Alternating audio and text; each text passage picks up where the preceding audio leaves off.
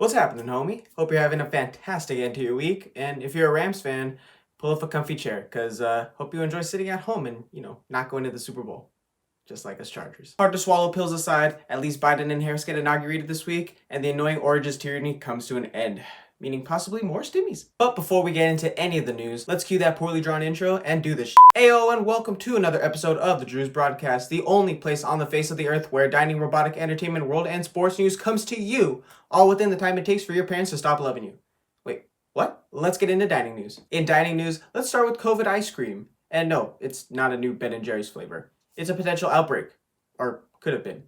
Let me explain. According to Fox News, 3 samples of ice cream from Tianjin Dao Kui Dao Food Company, I probably butchered that horribly, tested positive for COVID-19, leading workers to discard over 4,000 boxes of a potentially contaminated dessert. Answering your questions in order, how did ice cream get on my COVID? According to the Fox article, Chinese officials believe someone who had the virus transferred it to the ice cream. And because the ice cream was stored at cold temperatures, the virus was able to survive. As of Thursday, some 1,600 employees of the facility were tested for coronavirus and were quarantining. The news of COVID-positive ice cream prompted health warnings, with market regulation authorities being notified of the hazard and customers being told to report their health to community officials. Dang, imagine 1 minute you're just eating a scoop of your favorite matcha ice cream, and then BAM! You're in the ICU? That's tough.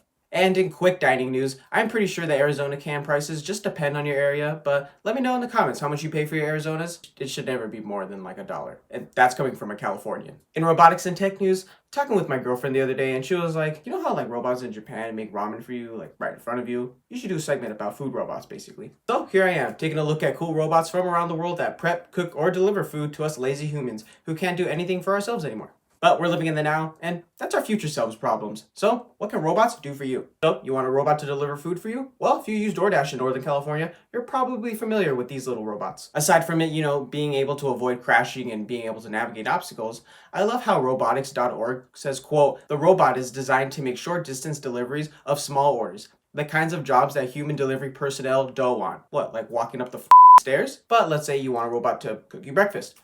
That's a robot I use every day. Well, you're going to have to travel to Singapore to a little cafe known as the Bowl and Bowl, according to Torno's News, as they have a robot that cooks you breakfast in just under 20 seconds. Well, that's quicker than the Drew's Broadcast. And if you want hot dogs, just get one of those cool hot dog toasters. But if you want your house cleaned, just get like a Roomba or something. In entertainment news, Chris Evans is back as Captain America. Oh my god, cue the celebrations. I don't have a button for that? Really? Wow. I'll add it to the I need to animate. Anyway, sorry to spike your blood pressure, because sadly, this is just a rumor. For now, according to E! News. Miss Weinberg here writes that according to a Deadline article, Chris Evans is expected to come back as his famed superhero role, Steve Rogers, as a sidekick hero to some character in the future. Kind of like how Tony Stark did for Spider-Man Homecoming. My guess is that Marvel would bring back Evans for a role in like Falcon's movie, or someone who can literally turn back time. But in both articles, Marvel was like, nah, no comment. So we'll just have to wait and see. In other entertainment news, I know you've been imagining going to Nintendo World in Universal Studios Japan once this whole pandemic thing is like all over, and you're not alone. From the cool Mario themed food to the insanely detailed Mario Kart ride, Koopa's Challenge, probably the one ride that's gonna be like an hour wait every time. It's no wonder people are all hyped up over this thing. However, unfortunately, still due to COVID, the video game themed theme park has pushed back their previously scheduled opening day from Thursday, February 4th to sometime after the emergency declaration in Osaka Prefecture ceases, according to Polygon.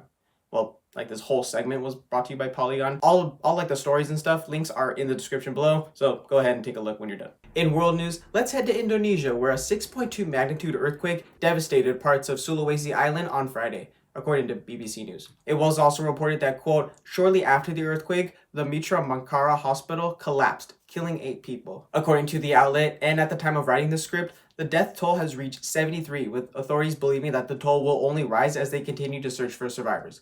The BBC also wrote, thousands of people have been left homeless, living in makeshift shelters with fears of COVID-19 spread. Counting this earthquake, this has been the 4th tragedy to strike Indonesia, with landslides, a volcanic eruption, and a loss of an aircraft having also happened in the last few weeks. In other world news, 2020 has been recorded as one of the warmest years on record, said to just be behind 2016, according to scientists from NASA's Oceanic and Atmospheric Administration. Don't ask me how they did it or how they got all that data. I'm just a reporter. But bottom line is that according to this guy, Gavin Schmidt, it don't matter if one year's the hottest or the second hottest. It's about the long-term trends, like wild weather patterns and when Mother Nature is bloodlusted. quote, at least 262 people died and scores more were injured by climate-related disasters, according to the NOAA.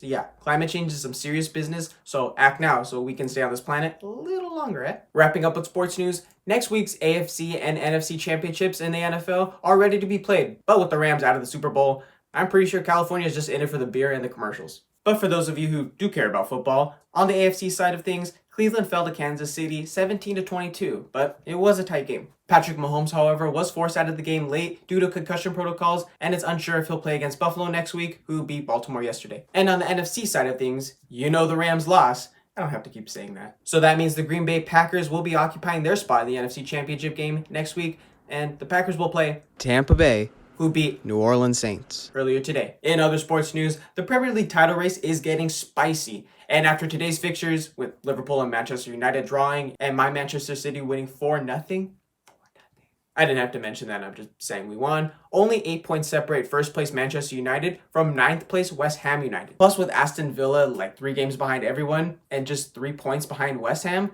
don't be surprised there's a 10th title chaser.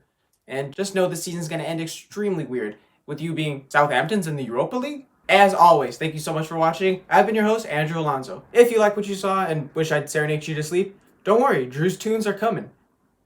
I'm just kidding. That's not a thing. But you can check out SoundCloud for my podcast, the Drew's Broadcast Podcast, for last week's headlines in simple, satirical ways. Follow me on Twitter also, because I have that. And if you care about the news, you'll follow me on there. I don't know. Do what you want. Someone please hire me. Have a great rest of your week, everyone. I have some croissants and avocados to tear through, so I'll see y'all next time. Oh, and also the PC video is coming out soon, so be on the lookout for that.